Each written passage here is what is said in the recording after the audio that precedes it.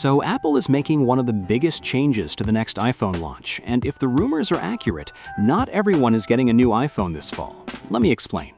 So Apple just announced the new Siri AI experience with iOS 27, and we should get the newly revamped Siri on all the upcoming iPhone 18 models. Naturally, we all assumed the entire iPhone 18 lineup would launch together later this year like always. But apparently that is not happening. For years now, iPhone launches have been extremely predictable. September arrives, Apple announces the entire lineup, pre-orders open, and then everyone gets their phones a week later. Simple. But this time, however, things are looking very different. According to multiple reports and analyst expectations, Apple is splitting the iPhone 18 release schedule, meaning the iPhone 18 Pro and the iPhone 18 Pro Max would launch first in late 2026, while the regular iPhone 18 models could be pushed all the way to spring 2027. The iPhone 18 Pro and 18 Pro Max will still be announced sometime in September. Historically, Apple likes Tuesdays for its iPhone events, although there have been exceptions. Looking at previous launch patterns, September 8 and September 15 seem like the most likely dates right now.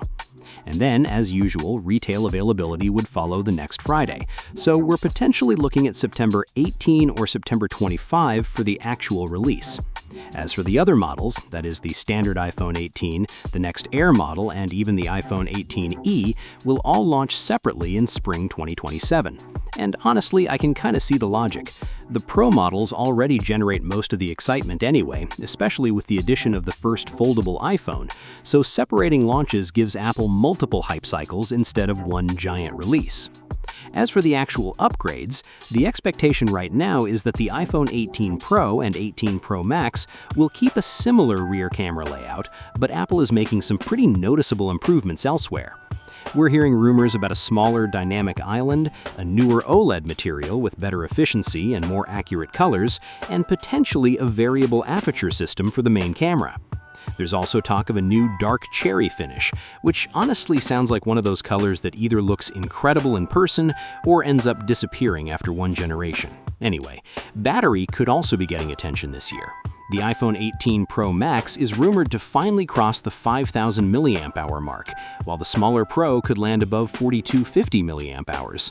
Of course, numbers alone don't usually tell the whole story, but combine bigger batteries with Apple's rumored 2nm A20 Pro chip and the company's own C2 modem, and battery life could end up being one of the biggest real-world upgrades. And then there's Siri.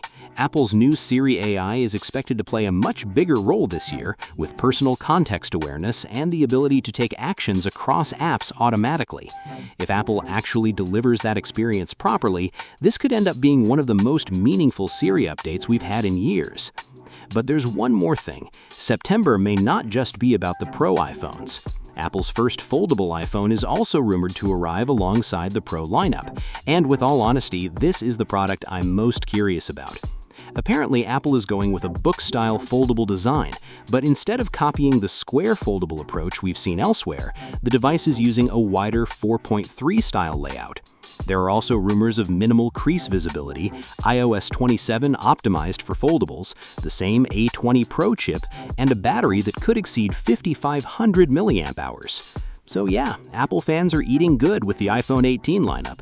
The only catch is the slight delay between the Pro and standard models, but that decision is very understandable.